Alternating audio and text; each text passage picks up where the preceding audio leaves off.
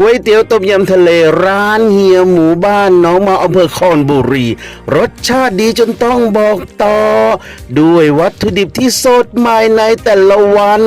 เนื้อกุ้งเด้งสู้ฟันเนื้อหมึกหั่นเป็นแว่นแน่นทีเดียวเคี้ยวสนุก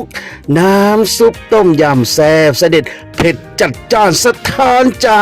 ไม่ต้องปรุงอะไรเพิ่มเติมเข้ากันอย่างดีเป็นปีเป็นคลุย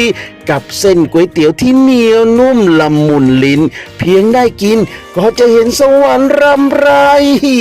ท้าให้ลองของเขาดีจริงๆโค